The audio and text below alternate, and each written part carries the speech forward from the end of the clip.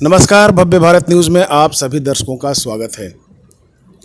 आज हम आपको एक ऐसे व्यक्तित्व से मिलाने जा रहे हैं जो पीओके सीमा के अंदर मंदिरों के लिए काम कर रहे हैं। यानी हमारे साथ आचार्य मदन जी मौजूद हैं जो शारदा पीठ के कर्ता धर्ता हैं, जो सब कुछ देखते हैं। और आज इनके मन में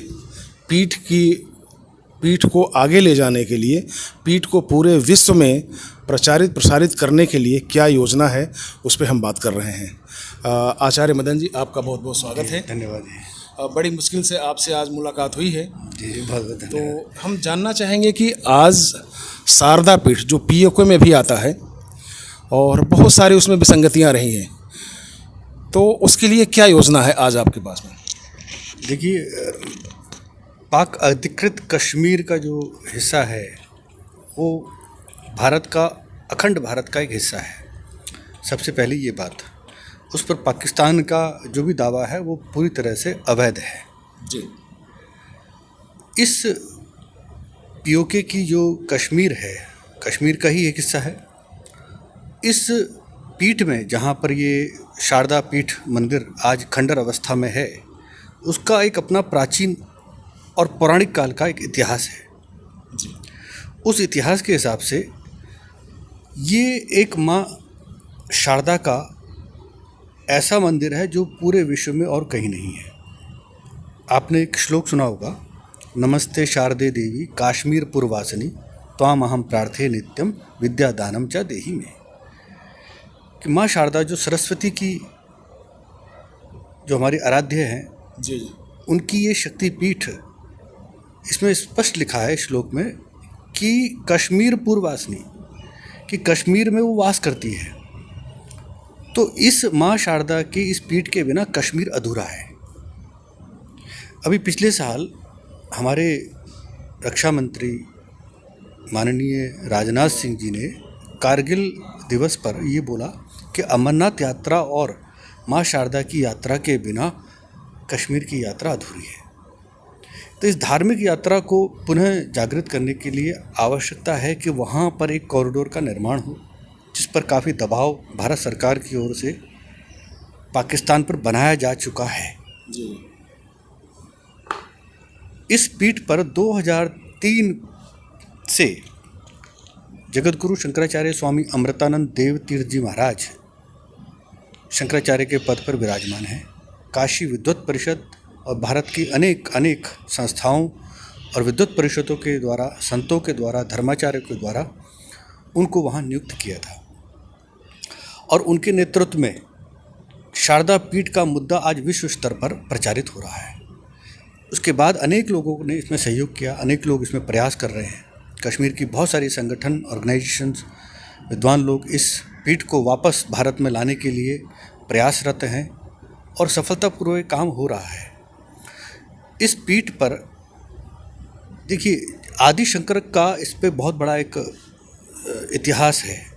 शंकर दिग्विजय के अनुसार काशी से जितने भी वहाँ पे शास्त्रार्थ हुए, उन पर विजय होने के बाद फिर उनको ये बताया गया कि जब तक शारदा पीठ पर जाकर आप आसीन नहीं होते, तब तक आपकी ये यात्रा अधूरी मानी जाएगी। तो आदि शंकर कश्मीर में गए और यहाँ पर जहाँ शंकराचार्य मंदिर है श्रीनगर में, उस पहाड़ी पर वहाँ गुफा में उन्होंने साधना की। आज वहाँ मंदिर है। उस साधना के बाद उनको प्रेरणा हुई और वहाँ से आत्मशक्ति, दिव्य शक्ति, तो चूँकि वो भगवान शंकर के अवतार हैं, उसके बाद यहाँ से कहा गया है कि 100 मील दूर उड़ी क्षेत्र में वो आए। यहाँ से कृष्ण गंगा नदी और मधुमती नदी के तट पर बने शारदा पीठ में उन्होंने प्रवेश किया। और ये कहते हैं कि इसके 4 दरवाजे थे, दक्षिण द्वार बंद था। ऐसा मानते हैं कि वहाँ से दक्षिण दिशा यानी भारतवर्ष, इस भारतवर्ष में कोई भी सर्वज्ञ विद्वान नहीं है। आज ये मानते हैं? नहीं, उस वक्त मानते थे, 2500 साल पहले। जी जी। कुछ लोग थोड़ा सा इसमें इतिहास को 8वीं-9वीं शताब्दी तक ले जाते हैं, आदि शंकर के जन्म को। जबकि ऐसे श्लोक जो मिले हैं ताम्रपत्र में, जिन्होंने युधिष्ठिर संवत के हिसाब से उसकी जो गणना की है, उसके अनुसार लगभग 2500 साल पहले आदि शंकराचार्य जी कश्मीर में इस शारदा पीठ पे आए थे। और ऐसा भी बताते हैं शोध आए थे या कहीं से अवतरित हुए थे, कैसे क्या? नहीं, वो तो केरल में उनका जन्म हुआ था, कालड़ी में। अच्छा। और ब्राह्मण परिवार में जन्म हुआ था और बहुत ही कम अवस्था में पिता की शरीर छूट गया था। उसके बाद 9 वर्ष की आयु में इन्होंने संन्यास ले लिया था माँ से आशीर्वाद लेकर। और संन्यास लेने के बाद फिर उन्होंने ओंकारेश्वर यहाँ मध्य भारत में आकर गुरु से दीक्षा ली, गोविंद पाद जी महाराज से। उसके बाद फिर ये आगे बढ़ते गए और अपना दिग्विजय अभियान धर्म की स्थापना के लिए लगे रहे। और कश्मीर में इस पीठ में आने के बाद जब माँ शारदा का आशीर्वाद मिल गया, सर्वज्ञ पीठाधीश्वर पे पीठासीन हो गए, उसके बाद से उनका जो एक दैवीय स्वरूप है भगवान शंकर का, जैसे शिव पुराण में भी कथा आती है कि 27 अवतारों की चर्चा है कि भगवान शंकर अवतार लेते हैं, उनके साथ 4 शिष्य भी अवतार लेते हैं। तो इसी तरीके से जब इनका अवतरण हुआ है भगवान शिव के एक अंश अवतार के रूप में शंकराचार्य जो, क्योंकि वेदों का, क्योंकि हमारे देखिए भगवान शिव एक विशेष बात और है। पाणिनीय अष्टाध्यायी को हम जब सूत्रों की बात करते हैं तो कहते हैं कि शिव ने डमरू बजाए थे, 14 प्रत्याहार सूत्र निकले थे, अ ई उण री ले ए ओंग, इस तरह से जो। तो भगवान शिव से शब्दों की, व्याकरण की उत्पत्ति और वेदों की उत्पत्ति का स्रोत तो वही है। और अगर आर्यवर्त शिव के डमरू से मांगा गया है, और अगर आर्यवर्त के अंतर्गत सनातन धर्म अगर कमज़ोर हो रहा है, इसका मतलब वेदो अखिलो धर्म मूलम, अगर इस बात को समझे कि वेदों का धर्म यानी मूल वेद कहीं ना कहीं प्रभावित हो रहे हैं, तो आदि शंकर ने पुनः वेद की स्थापना के लिए ही अवतार लिया और फिर 4 शिष्यों को ढूंढा। यजुर्वेद, सामवेद, ऋग्वेद, अथर्ववेद। दक्षिण भारत में यजुर्वेद, पूर्व में जो पीठ है गोवर्धन मठ, वहाँ ऋग्वेद, और यहाँ पर द्वारका में पश्चिम में जो है वहाँ सामवेद, और ज्योतिष पीठ में जिसे ज्योतिर्मठ बोलते हैं वहाँ पर अथर्ववेद का, जो 4 वेदों को प्रकट करने के लिए जिम्मेदारी उन 4 मठों में अपने प्रधान आचार्यों को उन्होंने दी थी। आप मानते हैं कि ये तो आपने बताया शंकराचार्य की कि उनका सिस्टम क्या है और किस तरह से रहा है, जो मंदिर के 4 द्वारों की आप बात करते हैं कि मंदिर के 4 द्वार हैं और साउथ का जो दक्षिण का द्वार है ये बंद था, तो इससे आप एक ग्लोबल जो सिनेरियो बनती है उसमें क्या मैसेज देना चाहते हैं कि क्या है उसका मतलब क्या है? देखिए, हमारे यहाँ जब भी शासन हुआ है, अगर हम मनु भगवान को लेते हैं, इस वक्त 7वां मनवंतर चल रहा है। मैं और आपको आगे पीछे ले जा रहा हूँ कि इससे पहले 6 मनु पैदा हो चुके हैं। 7वें मनु जो हमारे ये है वैवस्वत मनु कहते हैं। ये जो मनु पैदा होते हैं, ऐसे 14 मनुओं ने पैदा होना होता है एक कल्प में, सृष्टि में। 7 पैदा हो चुके हैं, 7 का अवतार हो चुका है।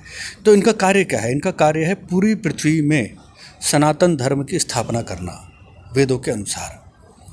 तो ये जो सीट है, ग्लोबल सीट, ये समझ लीजिए ये परंपरागत, इसका इतिहास कितना पुराना है हम इसको आंकलन नहीं कर सकते, फिर भी एक अनुमान लगाए तो स्वयंभू मनु जो पैदा हुए लगभग 2 अरब वर्ष बीत चुके हैं जो हमारी ज्योतिषीय कालगणना के अनुसार। जैसे कलयुग को कहा गया है कि 4,32,000 वर्ष का है और द्वापर 8,64,000 वर्ष का, यानी जितना कलयुग है उसका परिमाण से दुगुना। और त्रेता, त्रय शब्द है कि 3 गुना कलयुग का, वो 12,96,000। फिर कृतयुग, सतयुग जिसे कहते हैं, वो 17,28,000 वर्ष। तो इस तरह से 43,20,000 वर्ष का एक महायुग बनता है जिसे हम चतुर्युग कहते हैं। और ऐसे 71 बार ये चतुर्युग का चक्र घूमेगा तब एक मनु का काल पूरा होता है। तो उस समय एक मनु पैदा होते हैं। तो ये हमारी सनातन परंपरा है, ईश्वर की व्यवस्था है जिसने जन्म दिया है सूर्य, नक्षत्र, चंद्र इत्यादि और इस पृथ्वी को। तो पृथ्वी पर धर्म की स्थापना कार्य भी ईश्वर की शक्तियाँ करती हैं। उसी परंपरा के हिसाब से जो 4 द्वार जो हैं, इस क्योंकि आर्यवर्त को, भारत को वेदों की भूमि कहा गया है और कश्मीर की सिंधु नदी को ये तो कहा गया है कि वेदों की उत्पत्ति और सृष्टि की उत्पत्ति यहीं से हुई थी। जैसे हम त्रिवष्टप कहते हैं, वो तिब्बत भी, तो वो भी एक उत्पत्ति स्थान है। तो यहीं से ग्लोबल यानी चारों दिशाओं में, विश्व के कोने कोने में, सभी महाद्वीपों में धर्म का प्रचार हो, इसके लिए 4 दरवाजे हैं। दक्षिण द्वार भारत के लिए है, शेष भारत के लिए, कश्मीर को हम एक है ना बॉर्डर पे हम मान के चलें। तो उसके बाद इस आर्यवर्त के लिए दक्षिण द्वार, और पूर्व के लिए जिसे हम किम पुरुष, नेपाल, भूटान, चीन इत्यादि, हरिवर्ष जिसे कहा जाता था, महाभारत काल की बात है उस समय। और उत्तर के लिए और रशिया वगैरह श्वेत जिसे कहते हैं, सोवियत रूस श्वेत शब्द से बना हुआ, जब बर्फ़ ही पड़ी रहती थी तो उस दिशा में जाएंगे। और पश्चिम में चले जाएंगे इधर आगे जो कंट्रीज़ हैं यूरोप की, और जो इस समय अरबियन कंट्रीज़ हैं उस समय भी और है। तो इस प्रकार चारों दिशाओं में भारत का वैदिक ज्ञान पहुंचना चाहिए। यहाँ से आचार्य निकल कर वहाँ जाए। तो केवल एक मंदिर नहीं था, इस पूरे क्षेत्र को शारदी ग्राम कहा जाता था, कृष्ण गंगा नदी के। इस ग्राम में ही वेदों के अनुसंधान और वेदों के विद्वान परंपरागत तरीके से भी और नवीन नवीन अनुसंधान करने वाले साहित्य आचार्य विज्ञान के ग्रंथों की रचना हुई यहाँ पर। तो ये सारे विश्व में के लिए ये एक सबसे बड़ा प्रेरक है कि ये विद्या की भूमि है, माँ सरस्वती की भूमि है। तो वो स्वरूप रहना चाहिए। कहा गया या कुंदेंदु तुषार हार धवला। जी जी। तो यानी कि जो धवल है, सफ़ेद है, बर्फ से आच्छादित है, इसलिए माना गया है कि सरस्वती का जो एक उद्गम माना गया है, वो इसलिए माना गया है, उसको माना जाता है। कालिदास भी यहाँ पर कश्मीर में उन्होंने पूरा भ्रमण किया है ग्लोबल में। उन्होंने केसर की जो व्याख्या की है ना, वर्णन किया है, बड़ा अद्भुत है। कल्हड़ की ये जो राज तरंगिणी, यहीं का जन्म हुआ, इस साहित्य का बहुत बड़ा है ना। तो उस समय जो वैभव लगता है कि अपना इसका हिंदू इतिहास है, हिंदू राजाओं का इतिहास है, हिंदू धर्माचार्यों का इतिहास है। और भोजपत्र भी यहीं पर ही आपको मिलेंगे। समझो, तो रचनाओं के लिए सबसे उत्तम है ना, योग साधना के लिए। पे हम किसी और दिन बात करेंगे क्योंकि उसकी बहुत सारी खूबियाँ हैं और आज के लोग उससे अनभिज्ञ हैं। आज हम बात करते हैं कुछ पॉलिटिकल इश्यूज़ को लेकर, जैसे कि ये अभी पीओके में अभी ऑक्युपाइड है जी। देखिए, और ये पीओके के बाद आपका ये मिशन है कि ये भारत की तरफ जाए, और आपने गवर्नमेंट से भी कह दिया है कि इसके लिए कॉरिडोर बनाया जाए। जी, हम तो पूरा तो पीओके नहीं, सवाल ये है कि कॉरिडोर बनाने का क्या, चूँकि ये इंटरनेशनल बॉर्डर है, डिसाइडेड नहीं है, लेकिन फिर भी उस पर हमारे विवाद होते रहते हैं। तो क्या ऐसा संभव है? पाकिस्तान ऐसा करने देगा? देखिए, पाकिस्तान और अगर नहीं करने देगा तो रास्ता क्या है? पाकिस्तान अपनी मर्जी से तो कुछ नहीं करेगा, क्योंकि जो बुरी आत्माएं होती हैं वो दंड से ही कंट्रोल में होती हैं। क्योंकि उनका एक परंपरागत जो उनकी मानसिकता रही है उस कम्युनिटी की, वो मंदिर के विध्वंसक रहे हैं, वो मूर्ति पूजक नहीं रहे, वो विध्वंसक रहे हैं। कश्मीर में भी जितने घाटियों में इतने अवशेष रूप में, खंडर रूप में और पूरी तरह से जमीजोद हो गए हैं, ऐसे मंदिर भी मिले हैं जो बताते हैं कि मुस्लिम आक्रमणकारियों के समय इन मंदिरों का बहुत अच्छा वैभव रहा था, और उनके आने के बाद वो सारी संस्कृति और मंदिर स्थापत्य वो सब जमीजोद कर दिए गए, जमींदोज, जी जी, है ना, पूरी तरह से। तो इसलिए वहाँ दंड के बिना, यानी सैनिक कार्रवाई के बिना वो क्षेत्र मुक्त नहीं हो सकता। इसकी संभावना दिख रहे हैं अब जल्दी आने वाला है? देखिए, अभी जो वर्तमान में हमारे सेनाध्यक्ष हैं उनके विषय में तो नहीं कहूँगा, पर उससे पूर्व जो MM नरवणे जी थे, सेनाध्यक्ष थे हमारे, उन्होंने स्पष्ट प्रेस वार्ता में ये बात कही थी कि सरकार जिस दिन अपनी इच्छा शक्ति बताएगी, हम पीओके खाली करा देंगे। ये काफ़ी चर्चित बयान रहा है जी, और हम तैयार हैं। अब परंतु उनके कार्यकाल में सरकार ने हिम्मत नहीं की। 2020 में भी पार्लियामेंट में ये क्वेश्चन उठाया था, और भाजपा सांसद का ये बयान था कि हम 1994 के जो प्रस्ताव पारित हुए थे पीओके खाली कराने के, संसदीय 2 प्रस्ताव पारित हो चुके हैं, उस पर हम आज भी कायम हैं। परंतु ये सिर्फ बातें हैं। व्यवहारिक के लिए जो रक्षा जो एक्सपर्ट हैं, सेना के एक्सपर्ट हैं, वो अपनी राय देंगे, सरकार तक क्या कहेंगे पता नहीं। परंतु जब सेना अध्यक्ष का बयान था तो उसका मतलब तैयारी थी और ये संभव था। ये हो सकता है गिलगित बल्तिस्तान तक हम पूरे इसको, भारत को एक मुक्त करा सकते हैं। जो वहाँ का जो भारत है उसको हम मुक्त करा सकते हैं। आचार्य मदन जी, बहुत बहुत धन्यवाद आपका। फिर अगले इस एपिसोड में फिर आपसे मिलेंगे, तब तक के लिए नमस्कार।